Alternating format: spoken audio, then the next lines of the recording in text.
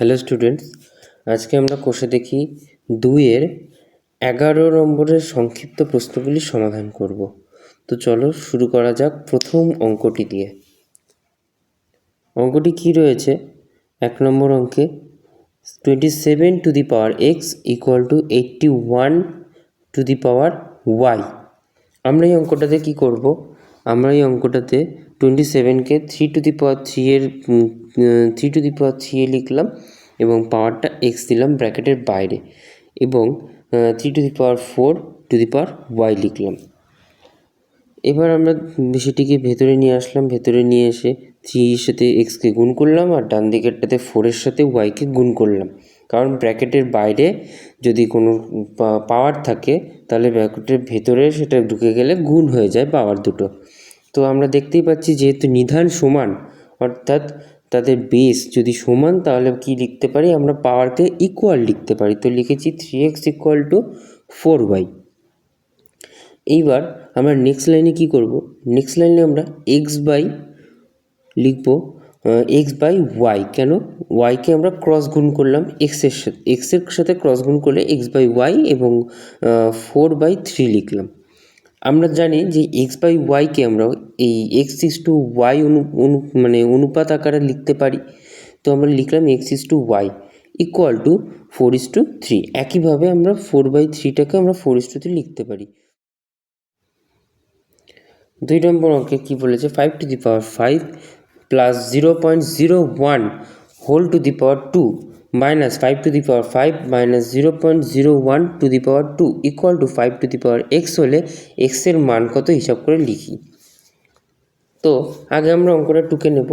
5 to the power 5 plus 0.01 to the power 2 minus 5 to the power 5 minus 0.01 তাতে whole to the power whole square আর equal to 5 to the power x. Next লাইনে আমরা পুরো 5 to the power 5 plus 0.01কে এ ধরবো এবং minus দিয়ে ওইটা বাকিটাকে Y ধরবো। তাহলে এক্স স্কোয়ার মাইনাস ওয়াই স্কোয়ারের ফর্মুলা আমরা ভাঙিয়ে নিতে পারি। তাহলে ভাঙিয়ে নিলে কি হবে? 5 to the power 5 plus 0.01 plus 5 to the power 5 minus 0.01 A plus B করলাম। আমরা জানি A plus B into A minus B. তাহলে নেক্সট লাইনে 5 to the power 5 plus 0.01 minus 5 to the power 5, আর মাইনাসে মাইনাসে প্লাস হয়ে যাবে, এবং 0.01 equal to 5 to the power x.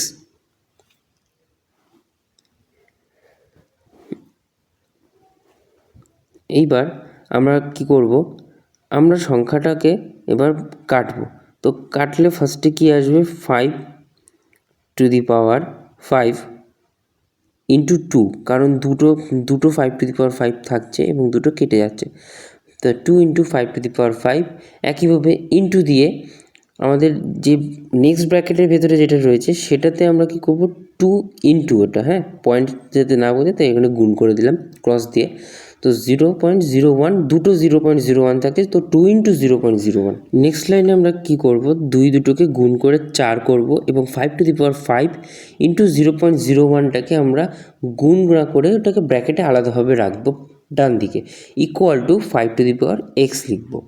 তারপরে 4 গুণ 5 টু দি পাওয়ার 5 ইন্টু আমরা 0.01টাকে আমরা লিখতে পারি 1/100 লিখতে পারি, equal to 5 to the power x. Next লাইনে 4 ইন্টু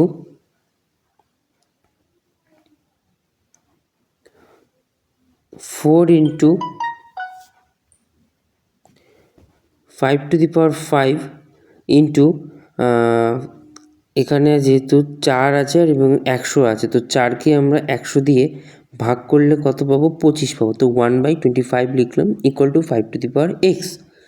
এইবার নেক্সট লাইনে 5 টু দি পাওয়ার 5, 25কে আমরা 1/25কে আমরা 1/5 স্কোয়ার লিখতে পারি, equal to 5 to the power x. এইবার আমরা এটাকে ভাগ করব। ভাগ করে আমরা কি করছি? 5 টু দি পাওয়ার 5 মাইনাস 2, কারণ 5 to the power 5 by 5 square এই দুটো ভাগ হচ্ছে, তো ভাগ হলে আমরা জানি পাওয়ার মাইনাস হয়ে যায়। তো চেক করলে অ্যান্সার এসছে আমাদের 5^3 ইকুয়াল টু 5^x, আর যেহেতু নিদান সমান তাহলে আমরা বলতে পারি x ইকুয়াল টু 3। ব্যাস, অতএব x ইকুয়াল টু 3 আমরা অ্যান্সারটা লিখে দিতে পারি। ভিডিওটা যদি ভালো লাগে সবাই লাইক করবে, সাবস্ক্রাইব করবে এবং শেয়ার করবে। পরবর্তী অঙ্কে রয়েছে 3 × 27^x ইকুয়াল টু 9^x+4 হলে x এর মান হিসাব করে লিখি। এটা একটি খুবই ইম্পর্ট্যান্ট অঙ্ক, সবাই দেখবে ভালো করে। অতএব চলো শুরু করা যাক।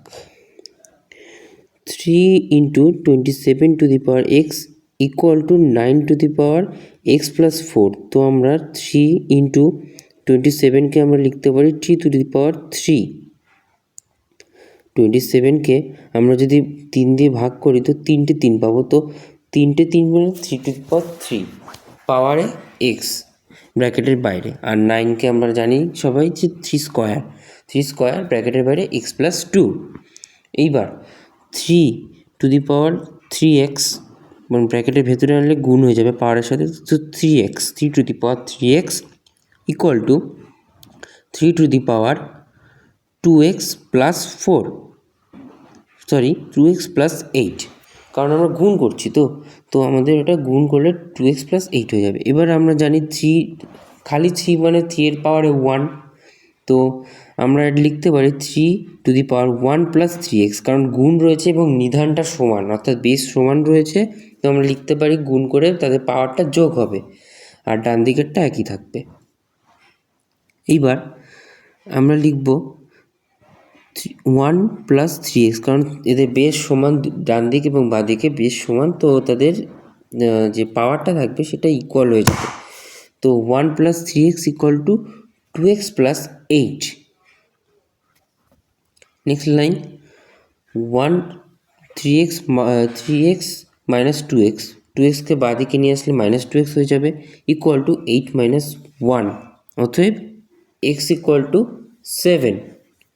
অতএব আমরা x এর মান এখান থেকে পেয়ে যাচ্ছি x ইকুয়াল টু 7। খুবই গুরুত্বপূর্ণ এক অঙ্ক, তো আমরা লিখে দেব। অতএব x এর মান 7। নেক্সট অঙ্ক চলো দেখা যাক। নেক্সট অঙ্কে রয়েছে 3√1/64^1/2। এটাও একটা ইম্পর্ট্যান্ট অঙ্ক। 3√1/64^1/2। আমরা জানি যে রুটের মাথায় যদি কোনো সংখ্যা থাকে তাহলে সেটাকে যদি আমরা পাওয়ার আকারে লিখি তো আমরা লিখতে পারি যে ওই 3√টাকে 1/3 লিখে। ব্যাপারটা কীরকম হবে? ব্যাপারটা যেহেতু 3 আছে, এখানে কিন্তু এই 3টাকে তোমরা যদি ভুল করে ভাবো যে সেটাকে 3 × আছে তাহলে কিন্তু ভুল। এখানে হচ্ছে 3 অর্থাৎ এটা হচ্ছে 1/3কে বোঝানোর জন্য ওভাবে লেখা হয়। তো আমরা 1/6 × 1/3, এই যে 3√টা ছিল সেটা 1/3 হয়ে যায়, মানে একই, মানে দুইভাবে আমরা লিখতে পারি। অঙ্কটাকে একটু কমপ্লিকেটেড দেখানোর জন্য ওভাবে লেখা হয়। তো 1/64 আমরা জানি কতর, 2 দিয়ে ভাগ করে দেখলে 32, 16, 8, 4, 2, 2, 1 2 3 4 5 6। তো 1/2⁶,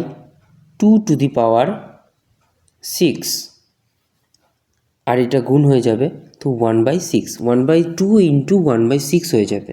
তো 1/2 × 1/3 গুণ করে 1/6 হয়ে যাবে। তো 1/2⁶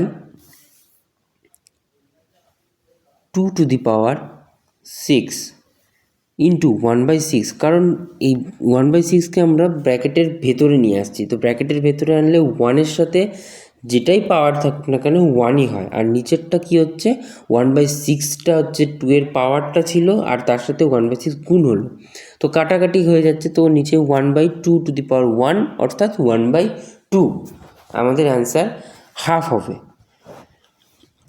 এই কমপ্লিকেটেড অঙ্কগুলো তোমরা যথেষ্ট নিখুঁতভাবে এবং প্রচণ্ড প্র্যাকটিস করবে, খুবই গুরুত্বপূর্ণ অঙ্কগুলো।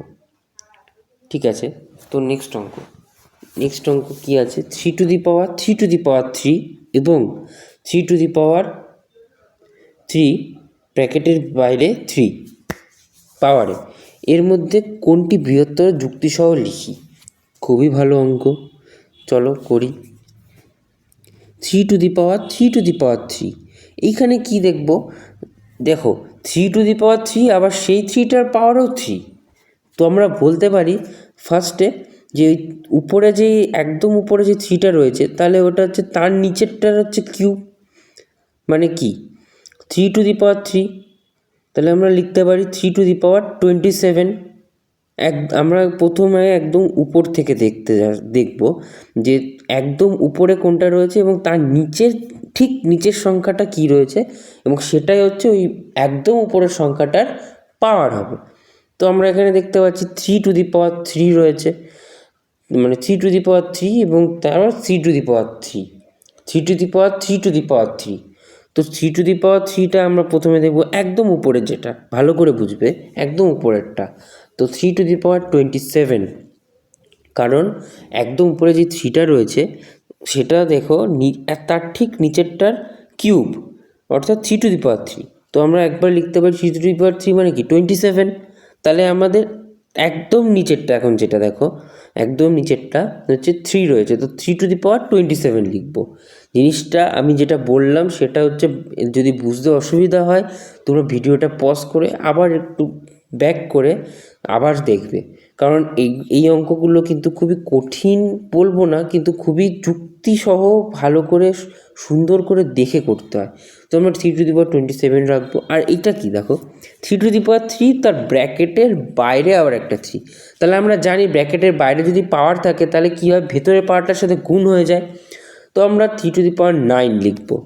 আমরা এখানে দেখতেই পাচ্ছি যে 3 টু দি পাওয়ার 27 হচ্ছে 3 টু দি পাওয়ার 27 হচ্ছে বড়ো এবং 3 টু দি পাওয়ার 9টা ছোটো। তো লিখবো 3 to the power 9 less than 3 to the power 27। যার যত বেশি পাওয়ার সেই সংখ্যাটা তত বড় হয় না, তো 3 টু দি পাওয়ার 9টা ছোটো 3 টু দি পাওয়ার 27-এর ক্ষেত্রে। 27-এর ক্ষেত্রে আমাদের বেশি গুণ করতে হচ্ছে, সংখ্যাকে আমাদের বেশি গুণ করতে হচ্ছে, মানে বেশি 3 দিয়ে গুণ করতে হচ্ছে 27 পাওয়ারের ক্ষেত্রে। তো আমরা লিখব যে 3 to the power 3 to the power 3 এর মান বৃহত্তর। আজকের জন্য এইটুকু, আবার দেখা পরবর্তী ভিডিও।